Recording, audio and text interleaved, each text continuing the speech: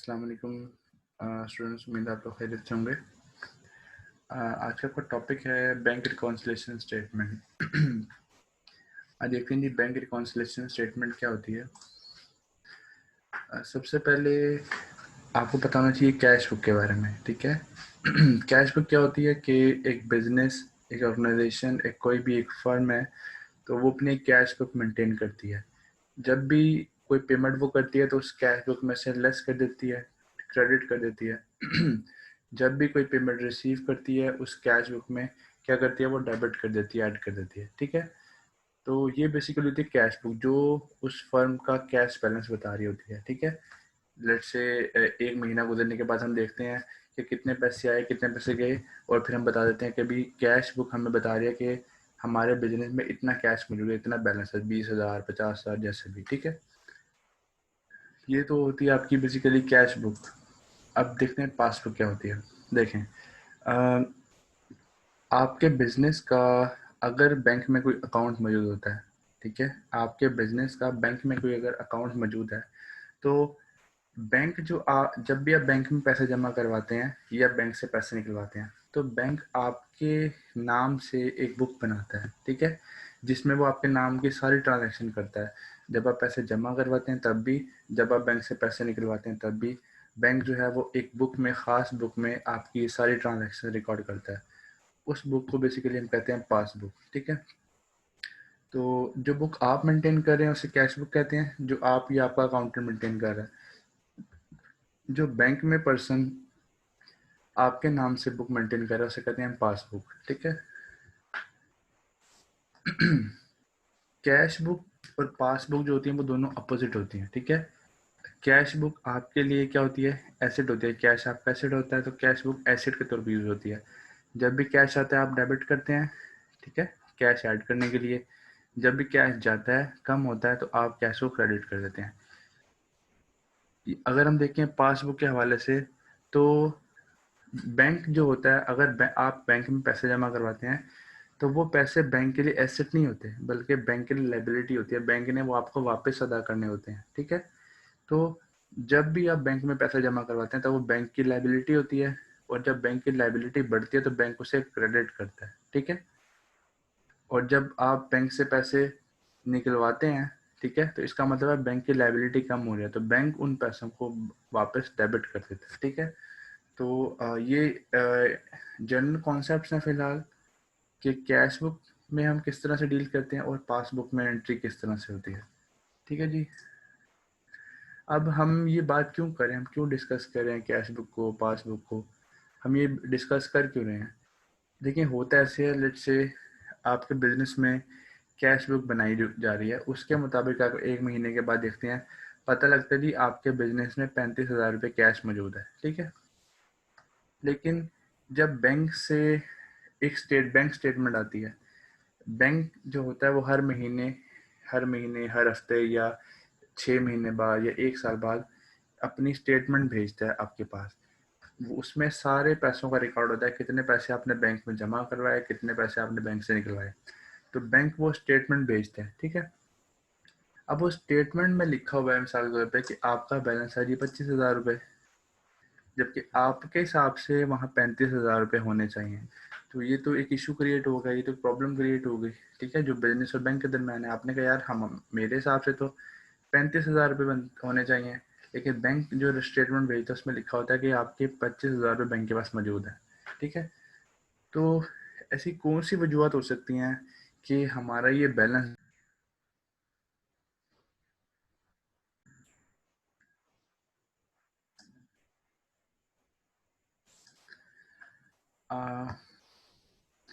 कुछ थोड़ी सी network problem आई थी। तो अभी हमने क्या बात की कि थोड़ा सा आपको दोबारा बता दूं, मैं भी इस वीडियो में आप ना देख पाए हूँ। इशू बेसिकली ये आता है कि आपकी कैश बुक के मुताबिक, आप यानी कि आपका बिजनेस है, आपने जो रिकॉर्ड मेंटेन किया उसके मुताबिक आपके पास 35,000 रुपये हैं, ठीक है। लेकिन जो आपका बैंक है वो बता रहा है कि आपके बैंक में 25,000 रुपये हैं, ठीक है। तो अब ये इशू क्यों आ रहा है, ऐसा क्यों हो रहा है कि आप दोनों का बैलेंस डिफरेंस आ रहा है। तो इसको इक्वल करने के लिए, ये समझने के लिए कि डिफरेंस क्यों आ रहा है, इसके लिए हम बनाते हैं बैंक रिकॉन्सिलेशन स्टेटमेंट, जिसे हम सिंपली BRSP कहते हैं, बैंक रिकॉन्सिलेशन स्टेटमेंट। ठीक है, अब ये स्टेटमेंट क्यों बनाते हैं? टू रिकनसाइल द डिफरेंसेस, कि कोई डिफरेंसेस उनको रिकनसाइल करने के लिए, इक्वल करने के लिए, ठीक है, वो चेक करने के लिए किन चीज़ों को, कौन से बैलेंसेस को आप रिकनसाइल करते हैं, कौन से डिफरेंसेस को जो आपकी किस में आती हैं, as per bank column of the cash book, यानी कि आपके कैश बुक के मुताबिक और आपकी पासबुक के मुताबिक, इन दोनों में जो डिफरेंस आ रहा होता है उसको रिकनसाइल करने के लिए आप ये स्टेटमेंट बनाते हैं। ठीक है, यानी कि कैश बुक आपका बता रहा है 35,000 बैलेंस, पासबुक बता रही है 25,000 बैलेंस। ठीक है, बैंक जो बनाती है उसे पासबुक कहते हैं, अभी मैंने आपको स्टार्ट में बताया। तो इस डिफरेंस को रिकनसाइल करने के लिए हम अपनी BRS बनाते हैं, बैंक रिकॉन्सिलेशन स्टेटमेंट बनाते हैं। ठीक है जी। अब ये इसकी रीजंस क्या होती हैं, ये ऐसा क्यों होता है कि बैंक बैलेंस जो है वो आपके कैश बैलेंस डिफरेंट आ रहे हैं, यानी कि जो आप रिकॉर्ड मेंटेन कर रहे हैं वो और जो बैंक मेंटेन कर रहा है वो, इन दोनों में डिफरेंस क्यों आ रहा है? इसकी कुछ वजूहत हो सकती हैं। कैसे वजूहत हो सकती हैं? मिसाल के तौर पे checks issued by the bank, checks issued, ये मिस प्रिंटिंग है थोड़ी सी, चेक इशूड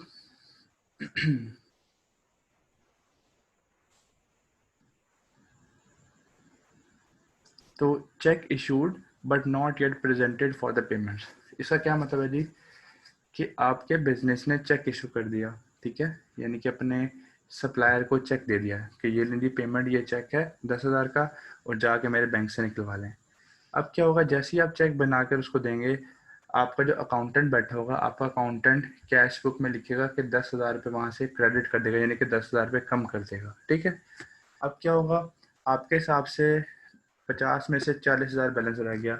ठीक है, लेकिन but not yet represented for payment, लेकिन अभी तक जब बैंक रिकॉन्सिलेशन स्टेटमेंट आई, मिसाल के तौर पर 2 दिन बाद बैंक ने स्टेटमेंट भेज दी कि ये नहीं बैंक स्टेटमेंट है, उसमें देखा आपने कि बैंक का बैलेंस तो 40,000 आ रहा है, मेरा बैलेंस 50,000 है, तो आपको पता लगेगा वहां से कि जो आपने एक चेक 10,000 का भी आपने दिया या 2 दिन पहले दिया था, वो अभी तक प्रेजेंट नहीं हुआ, बट नॉट येट प्रेजेंटेड, यानी कि आपके आपके सप्लायर ने जिसको आपने पेमेंट की, वो अभी तक बैंक के पास गया ही नहीं चेक लेकर पेमेंट करने के लिए, तो इसलिए बैंक के पास ना चेक गया है, ना ही बैंक ने वो रिकॉर्ड किया है। ठीक है, इसलिए बैंक के बैलेंस में आपके बैलेंस में 10,000 का डिफरेंस आ रहा है।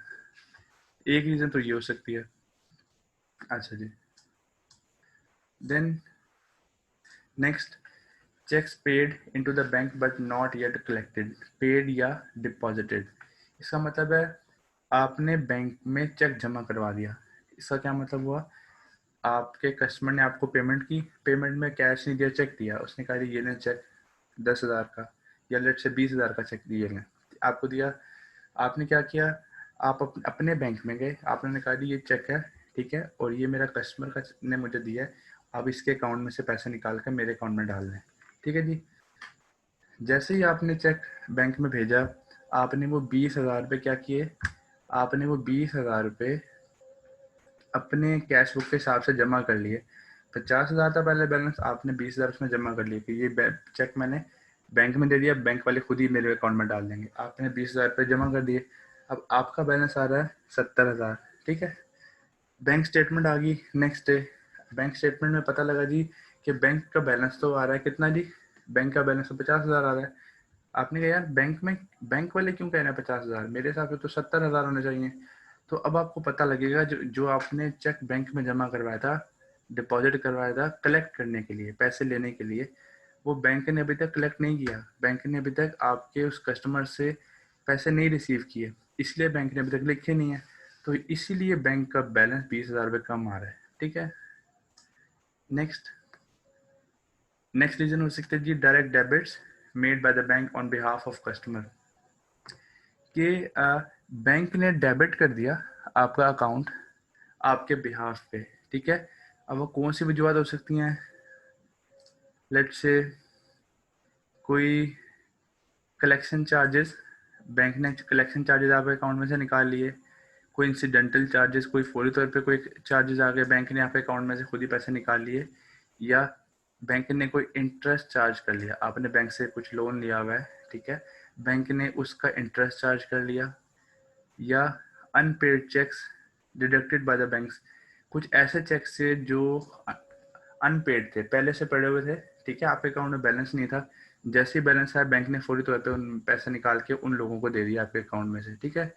अब ये वो डेबिट्स हैं जो बैंक ने आपके बिहाफ पे किए हैं, ठीक है। अभी अब ये चीज़ें आपको तो पता नहीं लगेंगी कि बैंक ने कोई कलेक्शन तो नहीं की चार्जेस की, कोई इंसिडेंटल चार्जेस या कोई इंटरेस्ट तो नहीं मेरे अकाउंट से निकाल लिया, या कोई किसी बंदे को चेक तो नहीं पे कर दिया जो मुझे नहीं पता अभी तक। तो इसकी वजह से आप दोनों के बैलेंसेस में डिफरेंस आ सकता है, ठीक है। यह आपको कब पता लगेगा? जब बैंक आपके पास स्टेटमेंट भेजेगा, ठीक है, उसके साथ बैंक जो है वो डेबिट मेमो क्रेडिट मेमो लगा के भेजेगा। जिस चीज़ की वजह से डेबिट कर रहा होगा बैंक उसका डेबिट मेमो लगा के भेजेगा कि हमने ये अकाउंट आपका डेबिट किया है इस वजह से, ठीक है। अगर हमने क्रेडिट किया तो इस वजह से हमने आपका अकाउंट क्रेडिट किया है। तो जब आप वो मेमोज देखेंगे, डेबिट मेमो क्रेडिट मेमो, उसकी बिहाफ पे आप जब बैलेंस बनाएंगे तो आपका ये बैलेंस इक्वल आ जाएगा। फिर आपको पता लगेगा कि अच्छा यार ये रीजंस हैं जो हमारा बैलेंस डिफरेंस आ रहा है, ठीक है। अच्छा जी, नेक्स्ट है जी amount directly deposited in the bank account. अब इसका मतलब यह है कि आपके कस्टमर ने बजाय कि वो आपके पास आए और आपको कह दी ये लें चेक पेमेंट का, जो मैंने आपको पेमेंट करनी थी ये लें चेक रिसीव ले लें मेरे से, वो आपका कस्टमर डायरेक्टली आपके बैंक जाता है, उन्हें कहते हैं ये चेक ले लें और ये इस बंदे के अकाउंट में डाल दें, यानी कि आपके अकाउंट में डाल दें। अब इस चेक का आपको अभी तक नहीं पता, ठीक है। जब बैंक स्टेटमेंट आ जाएगी, मिसाल के तौर पे फौरी तौर पे अगले दिन बैंक स्टेटमेंट आ गई, ये चीज़ें सारी मोस्टली तब होती हैं जब बैंक स्टेटमेंट उन्हीं दिनों में आ जाए, ठीक है। आज ट्रांजैक्शन हुई, कल बैंक स्टेटमेंट आ जाए, या बैंक ने रिकॉर्ड नहीं किया या आपने रिकॉर्ड नहीं किया, इसलिए ये चीज़ें इस वजह से हो सकती हैं। तो ये वजह क्या है जी, amount directly deposit in the bank, आपके कस्टमर ने डायरेक्टली डिपॉजिट करवा दी बैंक में, आपको बताया नहीं अभी तक, ठीक है। तो जब बैंक स्टेटमेंट आई नेक्स्ट डे, उसमें पता लगा जी जो 30,000 रुपये का इजाफा हो रहा है, आपका अकाउंट बता रहा है 50,000 बैलेंस है, बैंक अकाउंट बता रहा है कि 80,000 पे बैंक में पड़े हैं आपके, ठीक है। तो अब क्या करेंगे, अब आप देखेंगे कि यार कोई ऐसा चेक तो नहीं है कि आपके कस्टमर ने डायरेक्टली जमा करवा दिया हो। तो पता लगेगा जी आपका कस्टमर 2 दिन पहले आया था और उसने जो है एक चेक 30,000 रुपये का आपके अकाउंट में जमा करवा दिया था। तो आपको पता लग जाएगा जी ठीक है जी कि मेरे पास 50,000 बैलेंस है, वो 30,000 अगर मैं जमा करूँ तो 80,000 दोनों का बैलेंस इक्वल हो जाएगा। आप कहेंगे जी ठीक है कोई मसला नहीं है। देन इसके अलावा interest and dividends collected by the bank. Bank ने क्या किया, आपने कहीं इन्वेस्टमेंट की हुई थी, ठीक है, शेयर्स में या बॉन्ड्स में, कहीं भी इन्वेस्टमेंट की हुई थी, वहाँ से इंटरेस्ट या डिविडेंड आया, कोई इनकम आई, बैंक ने क्या किया वो रिसीव करके खुद ही आपके अकाउंट में डाल दी, ठीक है जी। अब इससे क्या होगा, अभी इसका आपको नहीं पता। अब बैंक स्टेटमेंट में अगर आप देखते हैं तो आप कहेंगे यार बैंक स्टेटमेंट का बैलेंस ज़्यादा क्यों आ रहा है, तो आपको पता लगेगा जी कि बैंक ने कुछ पैसे इंटरेस्ट या डिविडेंड मेरे बिहाफ पे कलेक्ट करके मेरे अकाउंट में डाल दिया था, ठीक है। या बैंक ने कोई आपके बिहाफ पे कोई पेमेंट कर दी थी यहाँ पे कस्टमर्स को, तो क्या होगा, अब आपका बैंक का बैलेंस कम शो होगा और आपका बैलेंस ज़्यादा शो होगा, ठीक है जी। इसके अलावा क्या हो सकता है, इसके अलावा हो सकता है the error committed in recording transaction by the firm, आपका जो अकाउंटेंट बैठ कर रिकॉर्डिंग कर रहा है उसने कोई मिस्टेक कर दी, उसकी वजह से डिफरेंस आ सकता है, या बैंक वालों ने कोई मिस्टेक कर दी, अब उसकी वजह से भी डिफरेंस आ सकता है, ठीक है। अब हम देखते हैं, अब हमने रीजंस देख ली कि क्या वजूहत होती हैं जिसकी वजह से बैंक बैलेंस यानी कि बैंक का पासबुक जो बैलेंस बता रही थी वो बैलेंस, और आपकी जो कैश बुक बैलेंस यानी कि जो आपकी बुक आपका अकाउंटेंट मैनेज करा होता है, ये दोनों में डिफरेंस क्या होता है हम इसकी वजूहत दे चुके हैं, ठीक है। अब इसको रिकनसाइल करने के लिए हम बनाते हैं बैंक रिकॉन्सिलेशन स्टेटमेंट। उसके ये बेसिकली 2 फॉर्मेट होते हैं, ठीक है, एक ये ऊपर वाला, ठीक है, और एक ये, दोनों फॉर्मेट होते हैं, आप किसी भी तरह से बना सकते हैं। तरीकाकार क्या होता है, सबसे पहले आप लिखेंगे कैश बुक बैलेंस यानी कि आपकी कैश बुक कितना बैलेंस बता रही है, balance as per cash book, कि आपकी कैश बुक के मुताबिक कितना बैलेंस है। मिसाल के तौर पे आपकी कैश बुक बता रही है जी कि आपका बैलेंस है जी 20 रुपये, ये 20,000 भी हो सकता है, 20 लाख भी हो सकता है, जितने भी हो सकते हैं। आपकी कैश बुक बता रही है कि आपके पास 20 रुपये मौजूद हैं आपके पास या बैंक में, आपसे मुराद यहाँ पर आपका बैंक ही है, क्योंकि मोस्टली जो बड़े बिजनेसेस होते हैं उनकी सारी की सारी पेमेंट्स होती हैं वो चेक्स के थ्रू ही होती हैं, वो कैश में पेमेंट्स नहीं करते हैं। ठीक है, तो आपकी कैश बुक बताती थी कि आपके पास 20 रुपये पड़े हैं, यानी कि आपके बैंक में 20 रुपये पड़े हैं। ये कौन बता रही है? आपकी कैश बुक जो आपका अकाउंटेंट बना रहा है। अब आप देखते हैं, क्योंकि आप रिकनसाइल कर रहे हैं, अब आप देखते हैं कि यार cheques issued but not presented, कोई ऐसा चेक तो नहीं है जो आपकी कंपनी ने बनाकर किसी को दिया, अपने सप्लायर को बना कर दिया, उसकी पेमेंट करनी थी, उसके पैसे देने थे, कि आपके मैनेजर ने एक चेक बनाकर दिया, ठीक है, अपने सप्लायर को, लेकिन उसने अभी तक प्रेजेंट नहीं किया वो चेक। तो इससे क्या होगा? मिसाल के तौर पे आपने 1,000 का, या इस हिसाब से हम कहते हैं जी 1 रुपये का आपने चेक बना के दिया, ठीक है। अब आपने क्या किया, ये जो 20 रुपये आपका बैलेंस आ रहा है, इसमें से ये तब आया जब आपने ये 1 रुपये लेस कर दिया होगा पहले, लेकिन अब आपको पता लगा जी कि इश्यू तो कर दिया था लेकिन अभी तक ये प्रेजेंट नहीं हुआ। उस सप्लायर ने जिसके पास ये चेक है वो आपके बैंक में गया ही नहीं है पैसे लेने अभी तक, तो इस वजह से ये 1 रुपया बैंक वालों ने नहीं निकाला अभी तक। आप कहेंगे अच्छा मैंने पहले निकाल दिया हुआ, चले मैं इसको दोबारा ऐड कर देता हूँ ताकि मेरा और बैंक का बैलेंस मैच कर जाए। अब आप ये 1 रुपये जमा कर देते हैं, ठीक है। Then interest credited by the bank, bank ने कोई इंटरेस्ट आपके बिहाफ पे, आपने कोई इन्वेस्टमेंट की थी, वहाँ से इंटरेस्ट रिसीव हुआ, बैंक वालों ने वो इंटरेस्ट रिसीव करके आपके अकाउंट में डायरेक्टली डाल दिया। इसका मतलब ये हुआ कि ये जो इंटरेस्ट के पैसे हैं ये आपने अभी तक अपने अकाउंट में नहीं डाले हुए, बैंक वालों ने तो रिकॉर्ड कर लिया पासबुक में, लेकिन आपके अकाउंटेंट को तो पता ही नहीं है। अब जब बैंक स्टेटमेंट आएगी, ठीक है, वहां से आपके अकाउंटेंट को पता लगेगा जी कि ये जो मिसाल के तौर पे ये जो 2 रुपये हैं ये बैंक ने इंटरेस्ट कलेक्ट करके मेरे अकाउंट में डाले हुए हैं, मैंने तो डाले नहीं थे कैश बुक में, तो अब आप दोबारा से इसको 2 रुपये को यहाँ डाल देंगे, ठीक है। अब ये तो हो गए जो चीज़ें आपने ऐड करनी है, ठीक है। अब आप देखते थी कौन सी चीज़ें लेस होने वाली होती हैं। मिसाल के तौर पे check deposited but not credited by the bank, इसका मतलब ये होता है कि आपको आपको एक चेक मिला, मिसाल के तौर पे आपको 4 रुपये का एक चेक मिला, ठीक है, मैं यहाँ से साइड पे लिख रहा हूँ, आपको एक 4 रुपये का चेक मिला, ठीक है। तो क्या हुआ, आपने उस चेक को डिपॉजिट करवा दिया बैंक में, यानी कि बैंक वालों का ये चेक लें और पैसा निकाल के उस बंदे के अकाउंट से मेरे अकाउंट में डाल दें। आपने चेक डिपॉजिट तो करवा दिया, लेकिन मसला क्या हुआ, bank not credited but not credited by the bank, यानी कि बैंक ने अभी तक वो पैसे उसके अकाउंट से निकाले ही नहीं है। तो इस वजह से आपने 4 रुपये अपने अपने बुक में ज़्यादा लिखे हुए हैं। क्यों? क्योंकि अभी तक बैंक ने तो लिखे ही नहीं है, बैंक ने ये पैसे रिसीव ही नहीं किए, इसलिए बैंक का बैलेंस कम आ रहा है। तो आपने ये जो 4 रुपये एक्स्ट्रा पहले लिखे हुए हैं जो कि इसमें 20 रुपये में शामिल हैं, अब आप इन 4 रुपये को यहाँ से लेस कर देंगे, ठीक है। Then bank charges not recorded in the cash book, bank ने आपके अकाउंट में से कुछ चार्जेस काट लिए, ठीक है, कोई मंथली फीस है बैंक की, कोई एनुअल फीस है, ठीक है, बैंक ने वो पैसे, मिसाल के तौर पर वो 1 रुपया था, ठीक है, बैंक ने वो पैसे काट लिए। अब ये आपको तो नहीं पता था आपके अकाउंटेंट को कि 1 रुपया कटा हुआ है, तो आपके अकाउंटेंट ने तो इस इन 20 रुपये में से नहीं काटा था पहले, तो अब जब आपको पता लगेगा कि बैंक ने पैसे काट लिए हुए हैं, अब आप यहाँ से इन पैसों को काट लेंगे, ठीक है।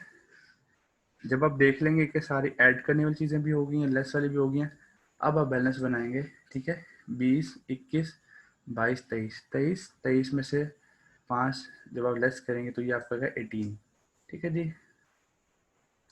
अब ये 18 बैलेंस आपकी पासबुक में कंफर्म मौजूद होगा, ठीक है। आपकी पासबुक जो है वो आपका 18 रुपये का बैलेंस ही बता रही होगी, ठीक है जी। अच्छा, अब एक चीज़ है कि आपको क्वेश्चन में ये क्वेश्चन दिया जा सकता है कि कैश बुक में इतना बैलेंस है, ये भी बता दिया जाएगा, ये भी बता दिया जाएगा, ये भी 2 आइटम बता दी जाएंगी, ठीक है। आपको ये कहा जाएगा कि आप बताएं जी कि पासबुक का क्या बैलेंस है, तो आपने ये अमाउंट निकाल के देनी है, ठीक है। तो इस तरह से ये क्वेश्चन आपके पास आ सकता है, या आपको ये बैलेंस भी दिया जा सकता है, ठीक है। सारी आइटम दिए जाते हैं, बैलेंस भी दिया जाएगा, लेकिन आपको फिर ये पता होना चाहिए कि कौन सी चीज़ ऐड करनी है, ये ऐड करनी है, ये ऐड करनी है, और ये दोनों लेस करनी है। ये कैसे लेस करनी है, ये उन रीजंस की बेस पे लेस करनी है जो मैंने अभी आपको पहले बताई हैं, ठीक है, कि कौन सी चीज़ ऐड होगी कौन सी लेस होगी, ठीक है, उनकी बेस पे आप ये चीज़ें ऐड और लेस करेंगे, फिर आपका ये बैलेंस इक्वल आ जाएगा। जब इक्वल आ जाएगा इसका मतलब आपका क्वेश्चन बिल्कुल ठीक है, आपको खुद ही पता लग जाएगा उस सूरत में, ठीक है जी। अच्छा जी, तो ये तो आपका हो गया फॉर्मेट, और फॉर्मेट में मैंने आपको एक एग्जांपल भी करवा दी।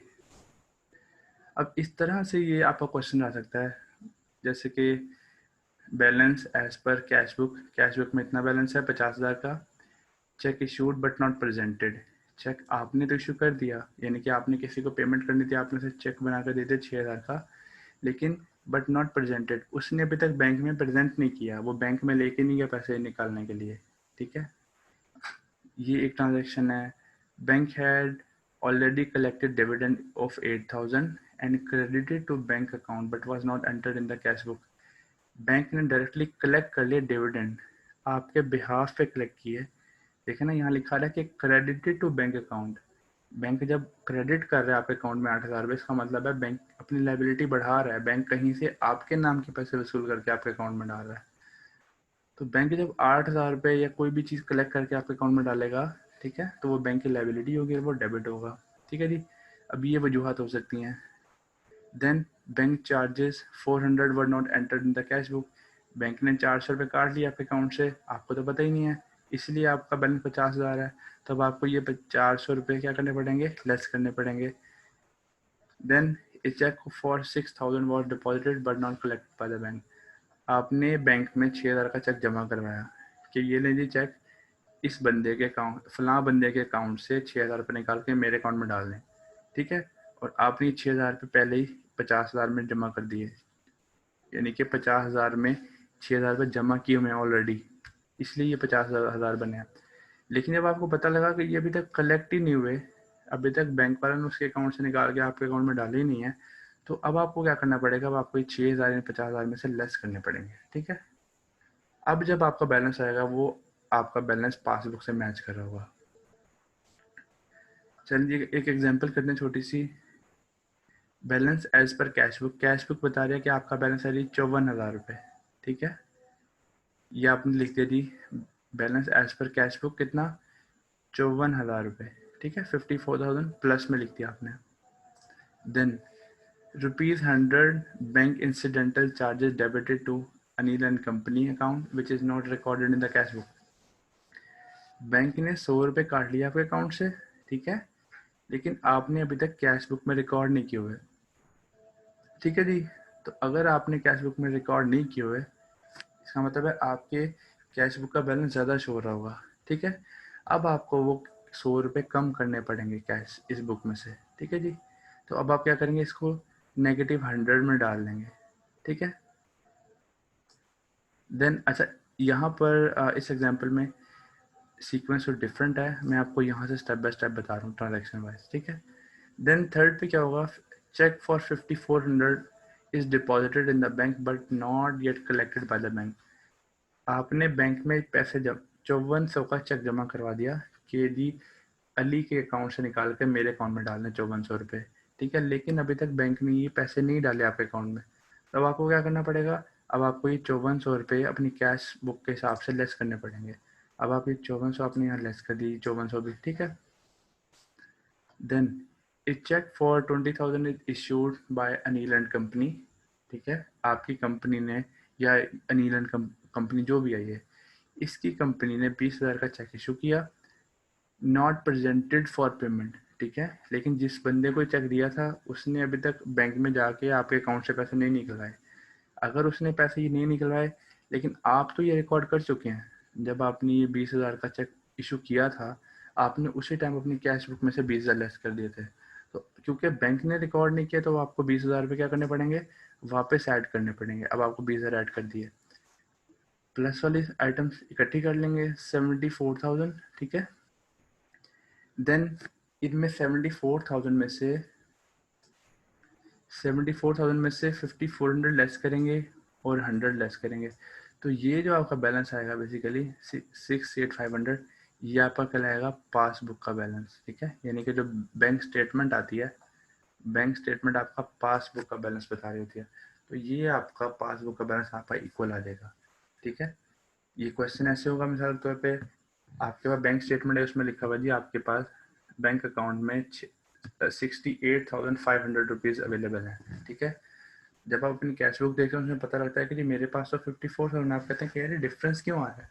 तब आप ये सारी की सारी चीज़ें देखते हैं, क्या चीज़ ऐड होगी, क्या चीज़ लेस होगी। एट द एंड क्या होगा, आपको ये दोनों बैलेंस, कैश बुक बैलेंस और ये बैलेंस मैच कर जाएंगे। देखें ना, जब आप इसमें से चीज़ें ऐड लेस करेंगे तो ये सारे के सारे आइटम 68,500 बन जाएंगी। जबकि पासबुक में भी आपको साइड पे ये लिखा होगा कि आपका पासबुक में बैलेंस है जी 68, ठीक है, 500। ठीक है जी, तो जब आपका ये अमाउंट मैच कर जाएगी तो आपको पता लग जाएगा जी कि मेरा क्वेश्चन ठीक हो गया। ठीक है जी, अब ये थी आपकी बैंक रिकॉन्सिलेशन स्टेटमेंट जी। अगर आपको कोई चीज़ समझ नहीं आती तो आप नेक्स्ट डिस्कशन सेशन में पूछ सकते हैं। ठीक है, थैंक यू सो मच।